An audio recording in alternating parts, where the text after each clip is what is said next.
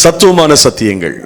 இன்றைக்கு அக்கினியும் யோவானும் என்ற தலைப்பில் ஒரு சின்ன ஒரு சத்தியத்தை உங்களோட நான் பகிர்ந்து கொள்ள விரும்புகிறேன். லூக்கா நற்செய்தி நூல் 9ஆம் அதிகாரத்தில் இயேசு கிறிஸ்து தம்முடைய சீடர்களோடு ஒரு கிராமத்தை கடந்து போகணும்னு நினைப்பார்.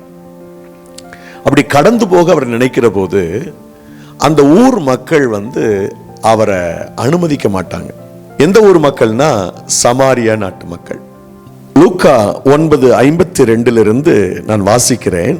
தமக்கு முன்னாக தூதர்களை அனுப்பினார். அவர்கள் போய் அவருக்கு இடத்தை ஆயத்தம் பண்ணும்படி சமாரியருடைய ஒரு கிராமத்திலே பிரவேசித்தார்கள். அவர் எருசலேமுக்கு போக நோக்கமாயிருந்தபடியால் அவ்வூரார் அவரை ஏற்றுக்கொள்ளவில்லை. அவருடைய சீசராகிய யாக்கோபும் யோவானும் அதை கண்டபோது, ஆண்டவரே, எலியா செய்தது போல வானத்திலிருந்து அக்கினி இறங்கி இவர்களை அழிக்கும்படி நாங்கள் கட்டளையிட உமக்கு சித்தமா என்று கேட்டார்கள். அவர் திரும்பி பார்த்து, நீங்கள் இன்ன ஆவியுள்ளவர்கள் என்று அறியீர்களா என்று அதட்டி, மனுஷகுமாரன் மனுஷருடைய ஜீவனை அழிக்கிறதற்கு அல்ல, ரட்சிக்கிறதற்கே வந்தார் என்றார். அதாவது ஒரு ஊர் மக்கள், கிராமத்து மக்கள் இயேசுவையும் சீசர்களையும் அனுமதிக்கல. அவ்வளவுதான். இயேசு கிறிஸ்துனுடைய டீம்ல 2 பேர் இருந்தாங்க. அதாவது அண்ணன் தம்பி 2 பேரும். அவங்களுக்கு ஒரு பட்ட பேர் இருந்தது, இடிமுழக்கத்தின் மக்கள். அவன் 2 பேருக்கும் பயங்கர கோபம் வந்துருச்சு, குறிப்பா யோவானுக்கு. அது எப்படி இயேசுக்கு இடையிலன்னு சொல்லலாம்? அப்படி சொல்லிட்டு உடனே ஆண்டவர் பக்கம் திரும்பி, அந்த காலத்துல எலியா காலத்தில் நடந்தது மாதிரி அக்கினி கொண்டு உங்களை அழிக்கிறது நமக்கு சித்தமா என்று கேட்கிறான். அப்பதான் ஆண்டவர் சொல்றாரு, மனுஷகுமாரன் அழிக்கிறதுக்கு வரல, ரட்சிக்கிறதுக்கு, மீட்கிறது தான் வந்திருக்கிறார் என்று சொல்லிட்டு ஒரு வேறு வழியா போயிட்டாங்கன்னு இருக்கு. இது இயேசு கிறிஸ்து உயிரோடு இருந்தபோது நடந்த ஒரு காரியம். அதே சமாரியா தேசத்துல ஒரு பெரிய எழுப்புதல் உண்டாகிறது. பிழிப்புவை கர்த்தர் பயன்படுத்துகிறார்.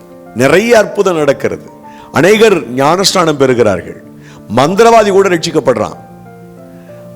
அந்த சந்தர்ப்பத்தில் எருசலேம் ஆலயத்திலிருந்து பேதுருவோடு யோவானையும் சேர்த்து சமாரியாவிற்கு அனுப்புகிறார்கள். எந்த சமாரியா மக்களை அக்கினி கொண்டு அழிக்க உமக்கு சித்தமானு யோவான் கேட்டானோ, அதே சமாரியாவிற்கு இப்பொழுது பேதுருவோடு யோவான் அனுப்பி வைக்கப்படுகிறார்.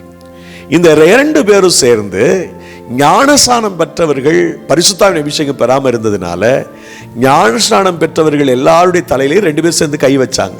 இப்போ யார் மேலெல்லாம் கை வைத்தாங்களோ அவங்க மேலெல்லாம் அக்கினி இறங்கியது, அபிஷேகம் இறங்கியது, பரிசுத்தாவி வந்தார். எந்த சமாரியாவை அக்கினி கொண்டு அழிக்க வேண்டும் என்று யோவான் கேட்டாரோ, அதே சமாரியுடைய தலையில கை வைக்கிற போது இப்போ ஒரு அக்கினி வருது. இது அழிக்கிற அக்கினி அல்ல, உருவாக்குகிற அக்கினி. நல்ல வேளை அந்த சமாரியா மக்களை அழிக்கிறது நமக்கு சித்தமானு கேட்டாங்க. தேவனுடைய சித்தம் எது அப்படின்னு கேட்டா, எல்லா மனுஷருக்காகவும் எல்லா மனுஷரும் ரட்சிக்கப்பட வேண்டும் தான் தேவனுக்கு சித்தம்னு சொல்லி 1 தீமோத்தேயு புஸ்தகம் 2ஆம் அதிகாரம் 4ஆவது வசனத்தில் வாசிக்கிறோம். அதுபோல மத்தேயு 18:14 வாசிக்கிறோம். ஒவ்வொரு மனிதனும் மீட்கப்படணும், ரட்சிக்கப்படணும். அதுதான் கர்த்தருடைய சித்தம்.